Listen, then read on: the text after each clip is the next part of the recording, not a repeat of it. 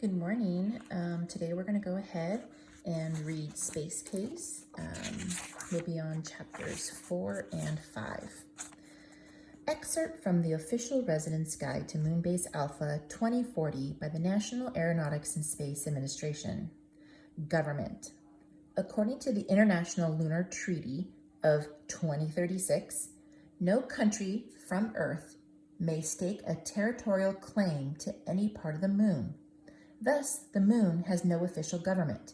Instead, all lunarnauts are technically residents of their sovereign nations, and the laws of each base are dictated by the nations that built them. MBA is therefore governed by the laws of the United States of America. The system for governing MBA was modeled after the successful system of McMurdo Station, the American scientific outpost in Antarctica. The Moon Base Commander, or MBC, serves as the de facto mayor, which just means like the person on hand, handling all the issues to the best of his or her ability. The MBC's decisions should be regarded as the final say in all conflicts and disputes. In the unlikely event that an issue arises that is beyond the capacity of the MBC, then it can be appealed to the city government of Houston, Texas, home of the NASA Lunar Command at the Johnson Space Center. It should be stated, however, that the residents of the MBA have all been carefully selected for friendliness and compatibility, and thus there ought to be a minimum of conflict, if there are even any conflicts at all. Chapter 4, Veiled Threats. Lunar Day 188, mid-morning. Even though the moon base isn't big, there are still a lot of places that I'm not allowed inside. Many areas are restricted for security or maintenance reasons, while others are merely off limits to kids. I'm not even supposed to enter the science pod or the greenhouse without an adult, although I do on occasion because it's a stupid rule. And of course, I'd never been to the solar arrays or the lunar rover garage because you have to go outside to get there. And for a kid, that's simply out of the question. Nina's quarters were another place that I had never been, even though she lives right next door to me. My route there took me right back through the airlock staging area and then up the metal stairs to the catwalk. Nina answered the door the moment I knocked on it. She ushered me in, locked the door, and then glanced at her smartwatch. I thought I told you to get here quickly. It had been maybe 2 minutes since I talked to her. I came as fast as I could. I had to log out of the comlink. Nina gave me an annoyed sigh and then pointed to the inflated cube for me to sit on. It might as well have been an order, so I sat. As usual, the cube made a loud, embarrassing sound beneath my bottom. What was so urgent that you had to disobey my order about using the link? Nina demanded. Roddy's dad asked me to check on him, but Roddy was already jacked in and wouldn't log off, so I had to log in myself. Nina rolled her eyes at this, but moved on. She had bigger fish to fry. From now on, when I give you an order, you follow it. No exceptions. You understand? I nodded and then took in the room. To my surprise, Nina's quarters was significantly larger than my family's, even though she had the place to herself. However, hers also had to serve as an office. On Earth, she probably would have had a massive, imposing desk and several couches. Here, due to the difficulty of getting any sort of furniture to the moon, she had the same inflated cubes as everyone else, and a spindly desk that she probably had to assemble herself. Still, it was the only desk at MBA, which made it impressive enough. There was also an actual window. It faced south, the same way my window would have if I'd had one. I'd never had the chance to look this direction. While much of MBA is surrounded by ugly man-made things like solar arrays and evaporators, there was nothing but moon outside Nina's window. The dust close to the base was tracked up but beyond that, I could see parts of the lunar surface still in their pristine pre-human condition. A small crater sat on the horizon, gleaming in the sun. Since there was no atmosphere on the moon to diffuse the sun's light, the sky was dark and filled with stars. It was the most beautiful thing that I'd ever seen in months. Why don't you think Dr. Holtz's death was... So I said it again. Why don't you think Dr. Holtz's death was an accident? Nina asked me. I swung back to face her, startled by the question and how abruptly she asked it. How did you know that? I'm the base commander, Dashiell. It's my job to know what's going on here. I knew from her stone-cold expression that I wasn't going to get any more out of her than that. I wasn't upset about it, though. In fact, I was relieved that someone was asking questions about the death. So I opened up and I told her the whole story of my late-night run to the bathroom and how I had overheard Dr. Holtz there. Nina kept her eyes locked on me the whole time. She didn't show a trace of surprise or shock, or any other emotion for that matter. She was in full Nina the Machina mode. When I finished, she asked, "Did anyone else besides you hear this conversation?" "I don't think so," I said. "I was the only person in the bathroom. Why?" "I just like some confirmation." "Why?" I repeated. "Don't you believe me?" "Look, I'm sure that you think you heard Dr. Holtz say those things. I know I heard them." "It was late," Nina went on. "You were tired. You were embarrassed about breaking the toilet." "I didn't break it. It just broke." "Whatever the case, you were nervous and exhausted. You were hiding in a stall, so maybe you couldn't hear the conversation as well as you thought." "Could you check the security cameras?" I asked. There are cameras in all public spaces of the MBA. We'd been told that they were there for our safety, to monitor our health and our integrity of the base, although Roddy always claimed the real reason for them was to spy on us. "They must have recorded Dr. Holtz's conversation. You can hear it for yourself." Nina shook her head. "I can't. There aren't any cameras that feed into the bathroom for privacy. And besides, the cameras we have don't record sound." "Oh." Normally the news that I wasn't being filmed during my most private moments would have been pleasing, but now it meant there was no way to back up what I had witnessed. Would the phone call have been recorded somewhere? Because if you track that down... "I'm not going to do that, Dashiell."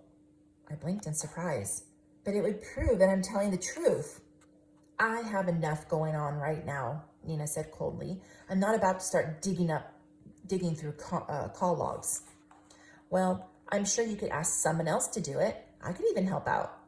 Nina rubbed her temples as though she had a bad headache. "You don't understand. What I mean is, I'm not about to start conducting an investigation. Dr. Holtz wasn't murdered, and I need you to stop saying that he was." I sat back in the inflated cube, stunned. The plastic squeaked louder under me, sounding like a hippopotamus passing gas. "Do you have proof that he wasn't murdered?" "Yes, I have video of him walking out of the airlock by himself." "Well, that doesn't mean that no one forced him to do it." "How?"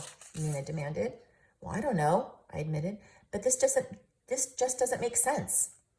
"Accidental deaths never do, but they happen all the time. I don't know why Dr. Holtz went out of the airlock solo. I truly wish he hadn't. I know you liked him a lot. Everyone here did. We're all upset." Nina didn't look upset to me, though. She looked exactly the same way she always did. "I'm not making this up because I'm having trouble dealing with what happened," I said. "I know what I heard." "I doubt that very much," Nina told me. I started to protest, but she cut me off. "I don't want to sound callous here, but Dr. Holtz's actions this morning have caused NASA and me a great deal of trouble.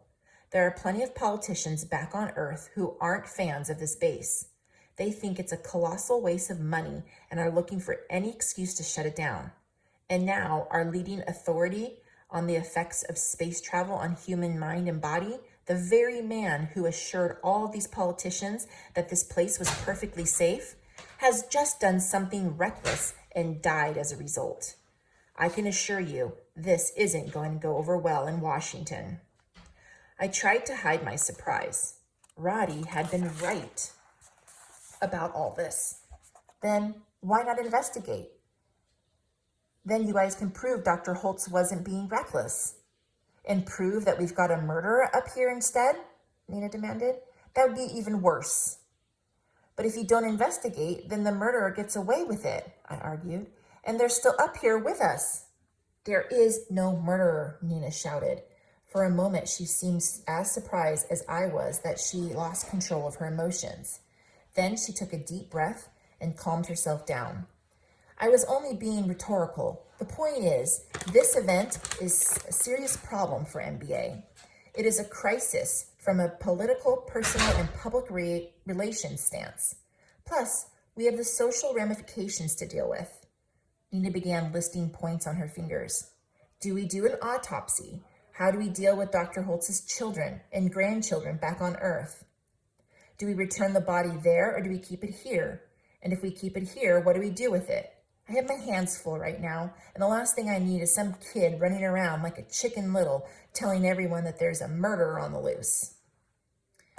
I met Nina's stare, and she was definitely angry now. Most of her face was stony as usual, but her eyes told the story.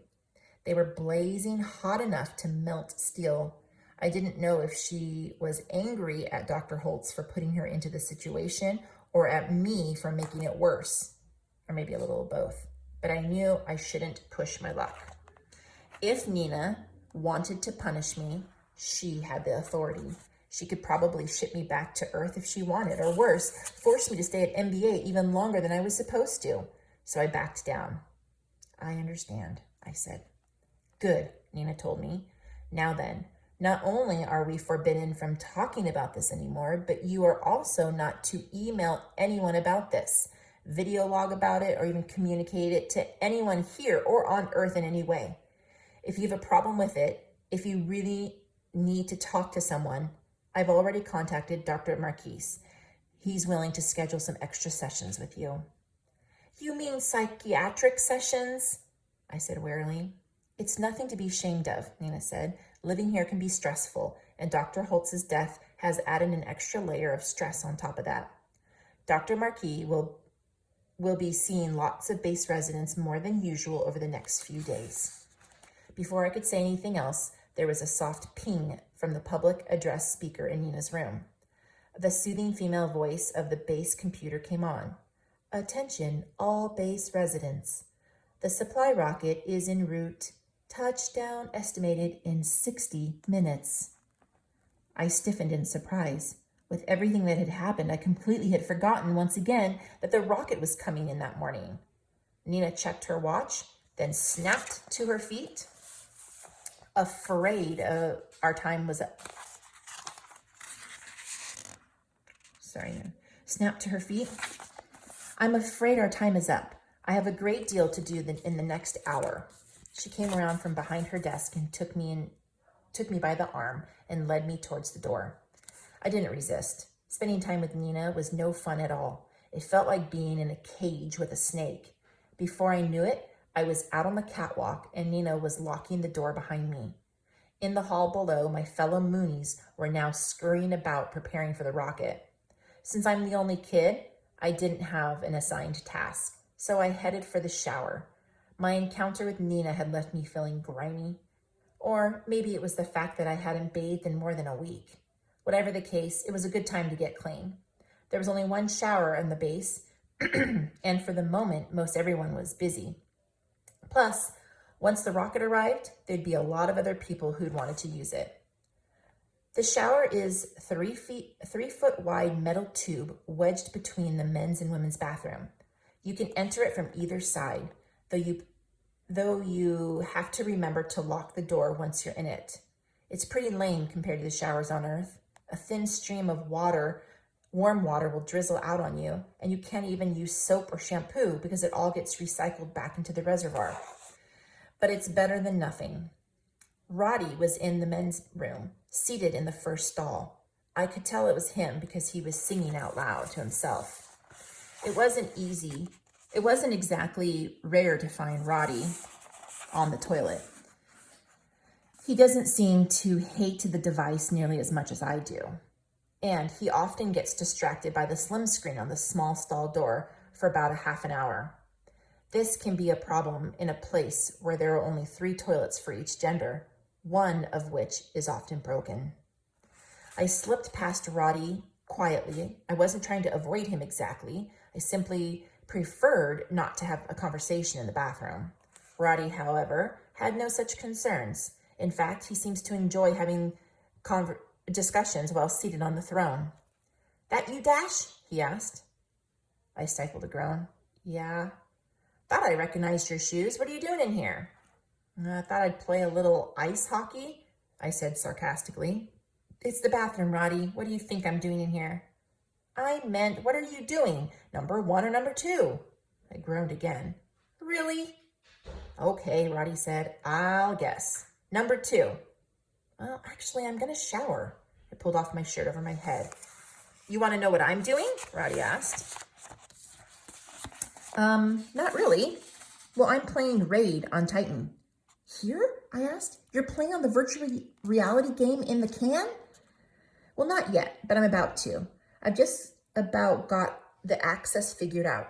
Nina thinks that she can kick me off the main comm link. I'm going to show her." "You do that," I said, doing my best to sound like I meant it. I wasn't sure how playing a virtual reality game on a communal toilet showed anyone anything except how addicted to virtual reality you were. "You want to jack in?" Roddy asked. "I'll pass." I kicked off my shoes. "Your loss," Roddy told me. I've got a game saved on level Upsilon where I procured a whipsaw warp fighter with prion illuminators. You can be my secondary. I'm gonna sin blast the Heisenbach ice fields. I don't even know what any of that even means. Besides, I've got some other stuff to do before the rocket gets here. "Well, like what?" I didn't answer right away, in part because I didn't really have any other stuff to do, and in part because I just thought of something. Rather than hop in the shower, I opened the toilet stall closest to me and I glanced at the slim screen. It was turned off. As I expected, there was a tiny black nub in the corner of it. A nano camera. These are standard for all slim screens. Normally it's hidden by the video protection when the screen is on. I asked, "Roddy, are the slim screen nanos here wired to record?" "Of course they are. The tech is built in. Why wouldn't they wire it?" "Because the screens are in the toilet." "Well, I don't mind video chatting from the toilet." "You broadcast from here?" I asked, doing my best to hide my disgust. "To who?" "Well, everyone. I've even posted a few video logs on here. No one can tell that you're on the can. The camera only shows your face. If the stalls are wired, do you know if there are any other cameras in here?" "Oh, yeah. There's a nano up at the ceiling in each of the corners, and those are just the ones I've noticed. I'll bet there's some others as well." I looked up at the corners of the ceiling. I couldn't see any cameras, but cameras are so small that scientists in the Department of Defense are getting houseflies to carry them. Any nanos tucked away in the walls would be practically invisible. "Are you sure they're there?" "Definitely. I've pulled up the feed on my own computer." Why?" "Well, I just wanted to see what I could see. It's not as hard to crack the base security here at NASA." I groaned for the 3rd time. The idea of Roddy having access to the security camera system scared me. What I was really disturbed by was the fact that Nina had just told me there weren't any cameras in the bathroom. If Roddy knew they were there, then Nina had to know as well. She knew Moonbase Alpha down to every last nut and bolt, which meant Dr. Holt had been recorded that night. And Nina Stack had just lied to me about it. We're going to go on to the next chapter. Excerpt from the Official Residence Guide to Moonbase Alpha 2040 by National Aeronautics and Space Administration. Transportation. Your adventure at MBA will start well before you set foot on the moon. Just getting here is the experience of a lifetime. You'll be heading to the moon aboard the world's fastest, most state-of-the-art rocket, the Odyssey Raptor 12. You'll be able to sit back and relax as you race to our moon base in a mere 35 hours. True, that's over 2 days, but in the expansive Raptor 12 space cabin, it'll seem more like only 2 hours. You'll have your own personal seat, specially contoured to your body with comfort foam, plenty to eat and drink, and more than 10,000 channels of entertainment to choose from, if you can pry your eyes from the incredible display of the Earth dropping away just outside your window. The Raptor 12 isn't just a rocket. It's the future of space travel. You see this little asterisk right here? In the unlikely event that the Odyssey Raptor 12 is not available for the lunar travel, you may be asked to transit into MBA on a Soviet Guardian-class rocket via the launch pad in Vostok, Russia. Be advised that some amenities may not be available on the Guardian.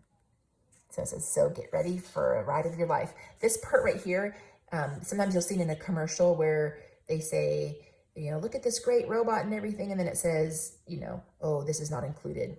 Or, it doesn't appear as it's supposed to be. So it's kind of like these little add-ons. And as the book gets on and goes along, you guys will see how they add on these comments.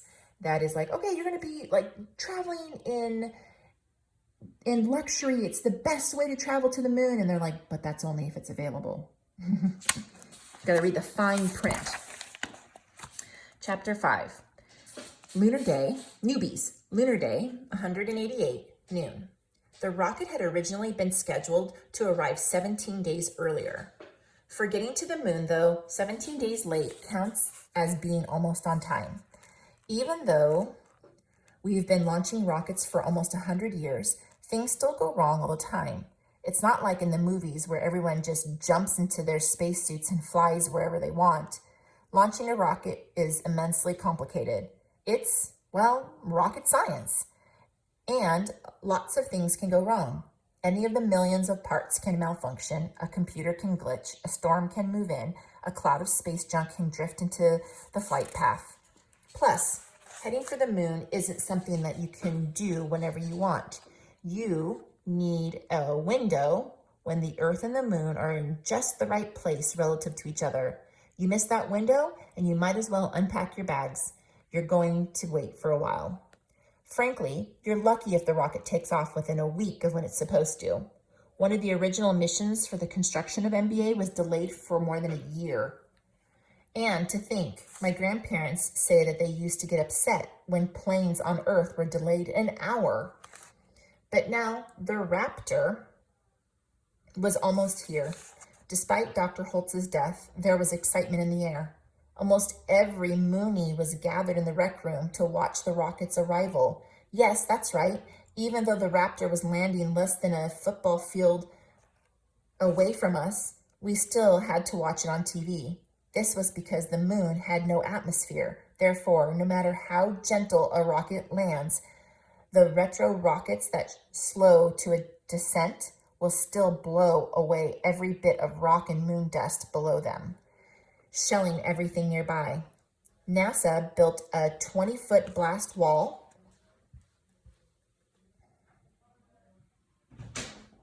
around the landing pad to protect MBA. There isn't a single window oriented in that direction, just in case something makes it over. We don't want our precious glass getting shattered by a rogue moon rock. As it is, we've already lost 2 panels in solar array to blast debris. Violet was seated on the floor right in front of the slim screen, along with Inez Marquez, Roddy's little sister and her best friend, and Komaz Iwani, the only other little kid on base. The 3 of them were pleading for someone to switch the TV to cartoons instead of the rocket's arrival. After hearing about Dr. Holtz's death, Violet had been sad for a few minutes, but then quickly returned to her usual effusive self. The adults weren't paying much more attention than the kids. The first time a rocket had arrived, we had all sat riveted to the TV. But by now, even this amazing event had become a routine. Everyone was socializing, only keeping one eye on the screen while they talked science and gossip. Roddy was AWOL. He must have still been in the bathroom, covertly leading raids on the virtual moons from the toilet stall. The other kids, Cesar Marquez, Roddy's big brother, and the Soberg twins, Patton and Lily, were all clustered together as usual. Cesar is usually pretty nice to me, but the Sobergs were jerks. Due to the transitive property of jerkness, anytime they're around Cesar, he becomes kind of nasty himself. That was it for the other kids on MBA, so I was watching the landing with my parents. Looks like Katya's coming in perfect, Dad said, meaning Katya King, the head pilot on the Raptor. Like always, Mom agreed. My parents looked around the room for someone else for me to hang out with. They weren't trying to ditch me. I think they felt bad that I had no one else to talk to but them. Where's Roddy? Dad asked. You don't want to know, I replied. Dad considered that and then nodded. You're probably right. I don't. Nina told me not to talk about Dr. Holtz anymore, I said, and Mom and Dad both scanned the room to see if anyone was eavesdropping on us, but no one was. When? Mom asked. Not too long ago. She called me into her office. She told me the death was an accident, not a murder, and that if I didn't shut up about it, I'd be causing trouble. Mom and Dad shared a long look. It seemed as though an entire conversation passed between them unsaid. How did she know that you thought he was murdered? Mom asked, keeping her voice low so no one else would overhear. She wouldn't say. Mom nodded. Well, I can understand her concern. Back on Earth, there are a lot of people paying very close attention to this base. If a rumor spread that Dr. Holtz had been murdered, it could be a disaster. Well, what if it's not a rumor? What if there's really a killer on the loose? Shouldn't someone at least investigate? I'm sure they will, Dad replied. There's no way a death up here wouldn't be looked into, but they're probably only thinking of it as an accident. But what if it's really a murder? I asked. If no one's looking for the killer, then the killer won't just get away. They'll still be living with us. How long do you think it'll be before someone else gets bumped off? Both my parents signaled to me to keep my voice down. Before either one could come up with an answer, Chang High-Tech came along. Chang's real last name was Kowalski.